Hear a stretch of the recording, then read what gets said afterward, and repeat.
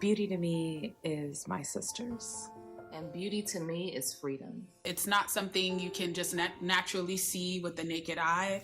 I love old women who have huge wrinkles on their face with smiles. Like they smile and their face lights up and you can just see that they've lived a life full of happiness and laughter and something that just feels so genuine.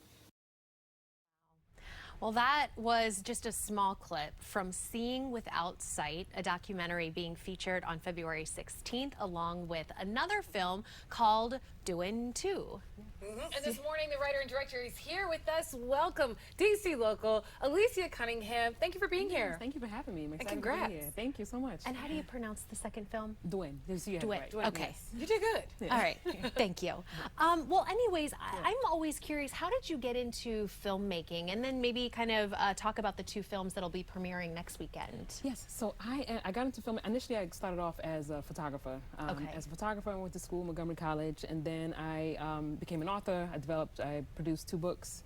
And it was through I was taking pictures and videos of my second book, I'm More Than My Hair. So stories of women with hair loss, alopecia. And I did a screening of what I thought would be a trailer for a crowdfunding campaign. And this is with Docs in Progress. It's a local nonprofit in Silver Spring. And the audience pretty much convinced me. He's like, you need to be a filmmaker. Why is this not a film? You know, so I just jumped into it. I didn't think I didn't take any training. I jumped into filmmaking from there, did a documentary, and afterwards went into a narrative. Documentary and horror is my 2 favorite genres. So with women of color filmmakers, after the pandemic, they went virtual. They're based in LA, and I started with narrative from there. So documentary narrative is the field I work in. Movies that like make an impact, and also movies that can scare you. Where do you draw inspiration for those?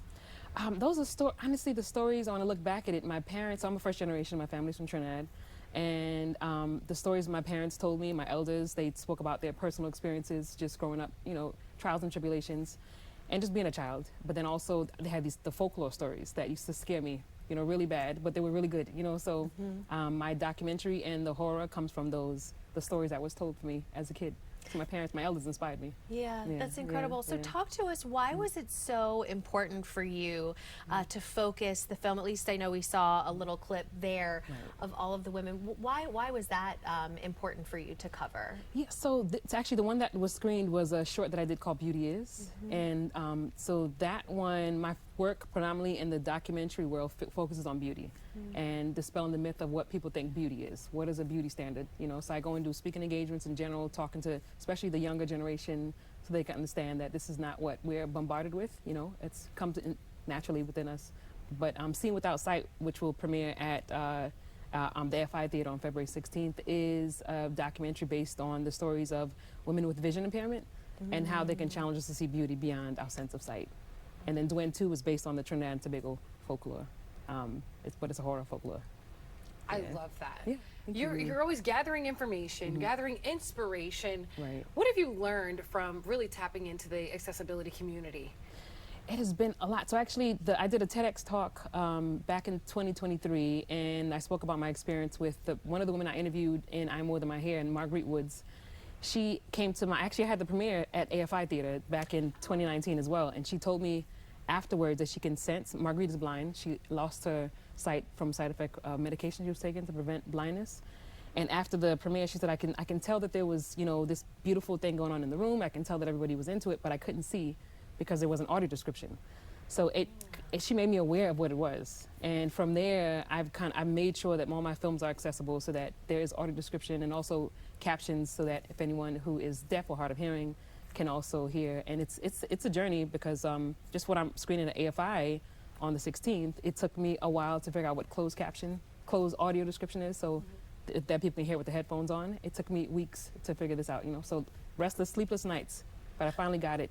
Yeah, and it's important to make sure that everybody's able to enjoy the film. Well, and I would say that this is something that I'm hoping that more filmmakers will incorporate in. Is that something that you hope to see, that it's just more accessible for all? Yes, and that was one of the reasons I went through this process, is just to make sure, and I'm eventually going to do it once I get some time to just rest a little bit, to do a video for other filmmakers to be able to see how it can be done as well. You know, because it's, not only is it now, it's like, you know, we have that conversation about accessibility and how you can make it accessible, but then where is the resources and the references Yes. to make sure that we can make it happen as well. You know, I'm learning so much just talking to you about these films, but like the screening, you have a discussion afterwards. So Right. people can talk to you as well. Where do they get Yes. tickets and more information? Yes, so my website, Alyscia.com, and then you can get tickets. You'll see it screening there. It's on Eventbrite. It'll be for sale.